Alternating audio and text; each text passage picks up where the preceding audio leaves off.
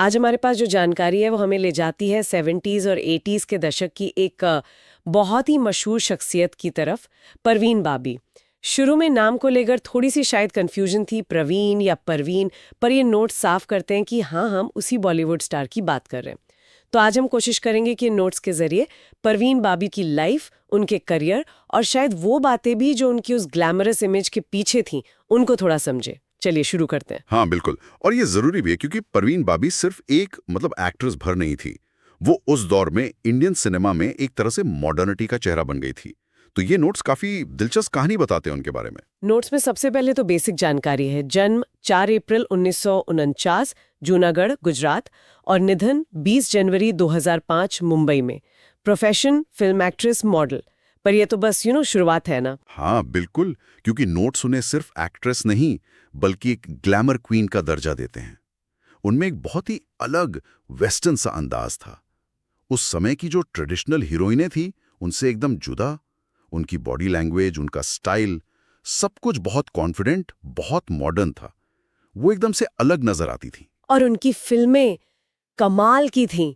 Notes में नाम है दीवार, अमर अकबर एंथनी, नमक हलाल, शान, काला पत्थर, मतलब एक से बढ़कर एक हिट्स। इन्हीं से तो वो सुपरस्टार बनी। क्या नोट्स ये बताते हैं कि उनकी सक्सेस का राज क्या था? सिर्फ फिल्में थी या कुछ और भी? नोट्स इशारा करते हैं कि ये सिर्फ हिट फिल्में नहीं थी, उनका पूरा पर्सोना था।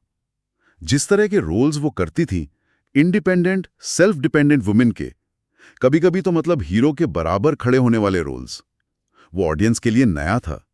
उन्होंने एक तरह से हिंदी फिल्म हीरोइन की इमेज को ही बदल दिया था। और यहाँ एक बहुत ही सरप्राइजिंग फैक्ट है नोट्स में।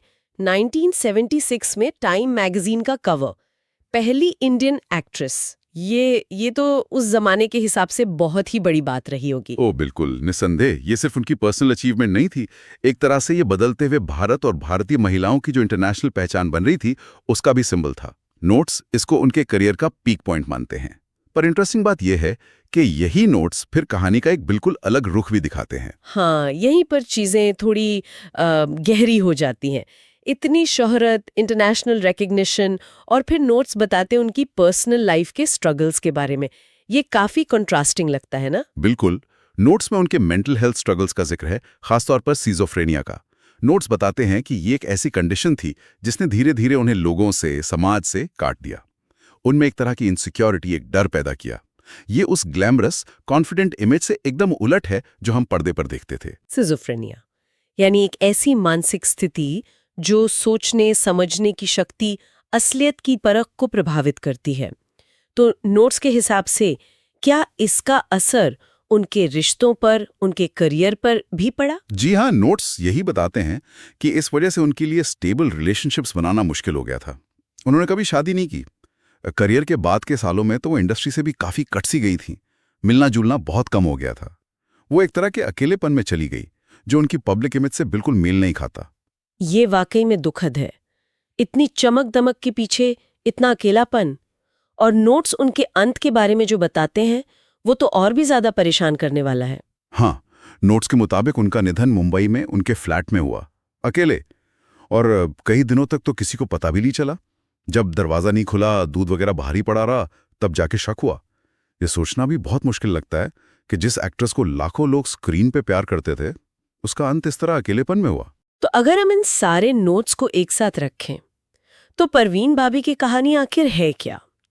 एक तरफ तो जबरदस्त कामयाबी, इंटरनेशनल फेम, स्टाइल आइकॉन का टैग, और दूसरी तरफ गहरा अकेलापन, मेंटल हेल्थ की चुनौतियां और एक दुखद अंत। सही कहा आपने। ये नोट्स हमें एक बहुत ही कॉम्प्लेक्स तस्वीर दिखाते हैं। एक ऐसी औरत की कहानी जिसने अपने समय के स्टीरियोटाइप्स को तोड़ा, आगे बढ़ी, लेकिन शायद शोहरत की दुनिया की एक कीमत भी चुकाई। और ये बात हमें सोचने पर मजबूर करती है। बिल्कुल। इन नोट से जो एक बड़ा सवाल उभरता है वो यही है, क्या फेम और सक्सेस हमेशा अंदरूनी खुशी या पीस की गारंटी होते हैं? परवीन बाबी की कहानी शायद हमें स्टारडम की चमक के पीछे की इंसानी कमजोरियों और त्रासदियों की याद दिलाती है।